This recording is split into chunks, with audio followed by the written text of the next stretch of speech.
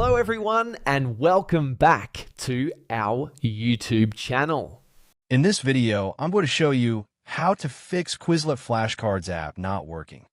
First, to resolve this issue, we will first head over to our device settings. From here, scroll down and tap on General.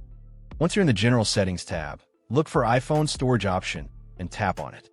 Over here, you can either search for the app or you can scroll down and look for it. Then tap on the app. On the next screen, you need to tap on the Offload app option. A confirmation pop-up will come up. Now tap on the Offload app option here. It'll take a bit for processing, and then a reinstall button will show up. Simply tap on it to reinstall the app. This should resolve the issue, but if it doesn't, then you need to check if the app is running an older version. Head over to App Store. From here, double tap on this search icon in the bottom right corner, and then search for the app. Once the app comes up in the search result, and if you see this update button right next to the app, simply tap on it to make sure you're running the latest version of the app. However, if you continue to encounter this issue, then you will need to completely reinstall the app, which usually resolves the problem.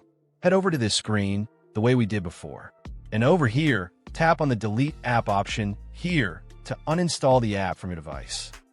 A confirmation pop-up will come up. Now tap on the Delete option here. Once uninstalled, open up App Store and search for the app in the search bar. After the app comes up in the search result, simply click on this cloud icon to install it back onto your device. Hopefully, this resolves the issue. If it does, consider sending a super thanks to support our channel. And also don't forget to hit the subscribe button. We'll see you in the next video.